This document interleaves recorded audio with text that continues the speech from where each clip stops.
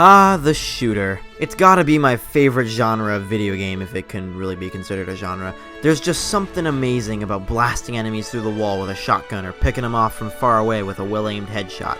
There's surprisingly quite a few different angles you can take when you make a shooter. You can make it in first or third person or both. You can make it a pulse-pounding thriller with you poking your gun around tight corners looking for monsters like with Dead Space, or you can make something that's just balls to the wall, crazy action movie fun like with Titanfall 2. Or you can just say fuck it and make a game about a bunch of squids shooting ink all over the walls, as is the case with Splatoon.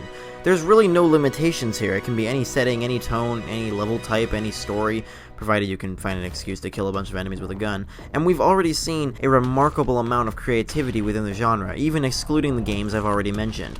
Whether it's something like Superhot, which takes the whole action movie thing to a whole nother level, or Overwatch, which has become wildly popular thanks to its memorable cast of delightful characters, each with their own distinct playstyle. But not every shooter I play is perfect. There are a number of problems holding back a lot of these games, but some of them manage to rise beyond that base level enjoyment to be something even more incredible, the ones that go down in history as some of my favorites of all time. So what separates the fun from the incredible? What makes a shooter good? And of course, what is the greatest FPS franchise of all time and how do you get your hands on it? Let's break it down. There is no denying that this is an absolutely critical part of the process. If your shooter does not feel satisfying to play, then you can forget anything else that your game does right, because this is base level enjoyment we're talking about. You gotta make sure that pulling that trigger or clicking that mouse button and watching fire erupt from the barrel of your gun is something that you want to do. You want to give your player an itchy trigger finger, whether that's via the semi-realistic approach to weapon handling in something like Far Cry, or by just giving the player the most explosive laser gun ever and just letting them go to town. You do that with animation, sound design, control schemes, and a lot of other things that all need to be tailored around making the player love the feeling of having a gun in their character's hands. A lot of it also comes down to the enemy units. You want to expand on death animations, critical hit points, and all that jazz so that shooting the shit out of a stupid AI or a 5-year-old who's calling you gay is a fun experience. Destiny is a prime example of this. Not only do all the guns feel perfect in your hands, but shooting the enemies is an amazing feeling, because all of them have animations and models crafted to give you the best experience. Think about how good it feels to pop a captain's head off and see that white light thing spill out alongside that alien scream sound effect. Another part of the process that I think a lot of people don't take into account is the UI. The reticle shape and the hit markers and the sound effect you get alongside them is a really important part of triggering that cathartic feeling. Look at Overwatch again. Think of how great it feels when you finally nail that last hit and that skull pops up on the screen. All of that combines to make a game in which you can never get the full experience just by watching somebody else play.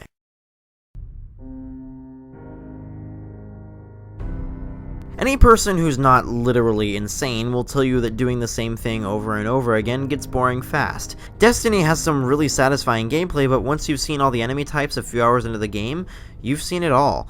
The rest of the game, you're just going to be killing the same enemies with very similar weapons, and it doesn't matter how good that feels, it's going to get tiring. You need some variety to spice it up. Maybe some different enemies with different attacks, or a gun that works differently than the rest, or a new mechanic. With multiplayer games, you can do it like with Battlefront 2. The old one, the good one, giving the player the option of multiple classes to play.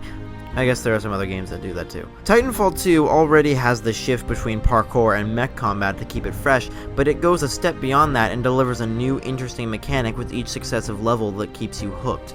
Plenty of games introduce vehicles in order to break up the monotony of boots on the ground combat.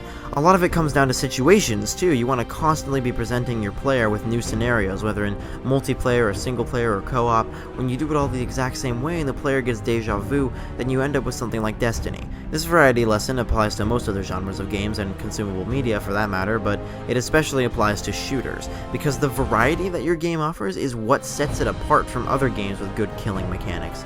It's what you have to offer, so it needs to be compelling.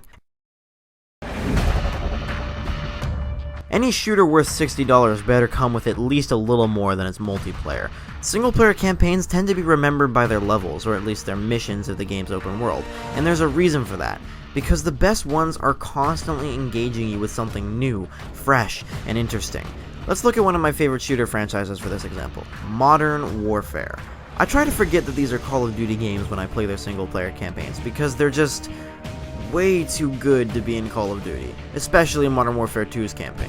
Have you ever wondered why you can remember so many levels from that game? It's because so many of them were amazing. They're not just throwing enemy after enemy at you for no goddamn reason and making you run to the next set of enemies. No, this shit is paced. It's throwing something new at you every level. You get to fire a minigun from a Humvee, now you're escaping a Russian Air Force base on a snowmobile, now you're running from the Brazilian militia and jumping for a helicopter. Now it's defend the house except amazing, now you're driving a speedboat down river rapids with the entire military shooting at you. But it isn't all highlights, or they wouldn't be highlights. It's sure to hit you with some slower moments and some long stretches without any new kind of action sequence, so that when it does start feeling like an action movie, the effect is that much stronger.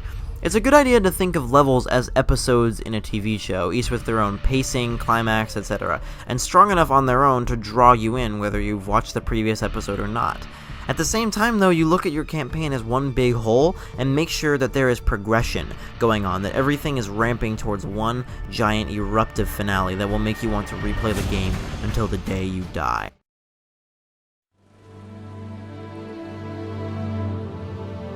There's this magical thing that games are better at than any other media, and that is sucking you in and making you feel like you're in the character's shoes. Because guess what? You are, in this case. You're playing as them. Immersion is the reason you can lose hours to a game without even noticing the time go by, because you're invested, because you're in that world.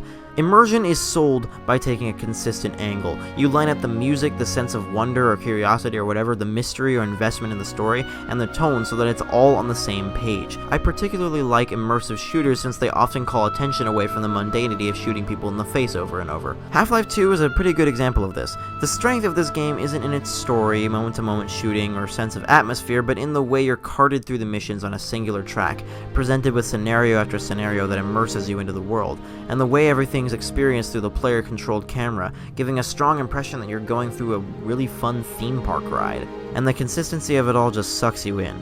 But even though that game doesn't rely on it, atmosphere can be a remarkable tool on the game maker's tool belt as well. You get some good music, moody lighting, and consistent visuals up in here, and you can really draw the player out of their world and into yours.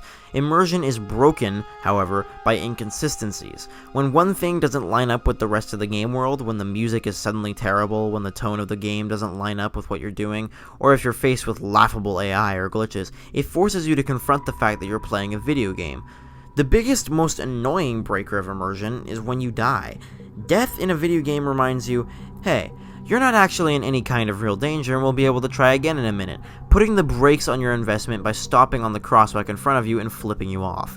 That's why a smooth difficulty curve and sense of fairness with the challenges the player faces is a critical part of the process.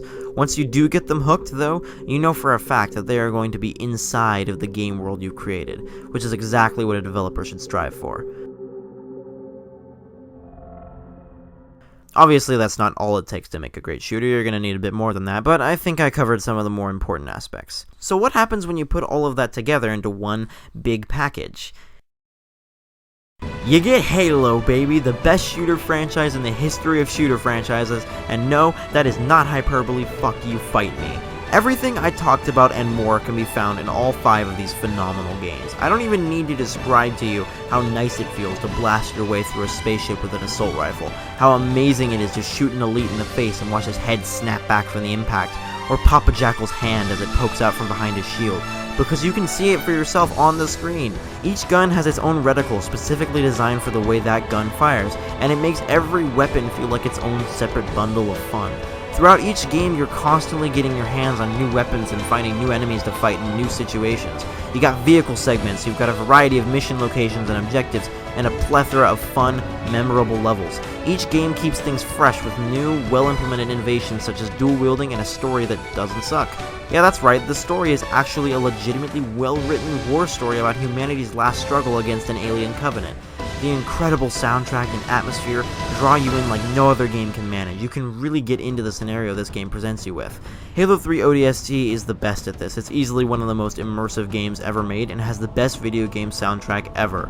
period. The multiplayers of all these games are well designed, with an actual battle between enemy players rather than just being a matter of who sees who first. The maps are super memorable and pretty and fun to shoot people on. This game lets you play as an alien if you fucking feel like it. It's just impossible to put down. Once you hop into the boots of the Master Chief or the Arbiter or Noble Six or the Rookie, you can never pull yourself out of this sad, melancholic, but all at once kick-ass war between an alien menace and the last remnants of humanity, not to mention the alien zombies with guns.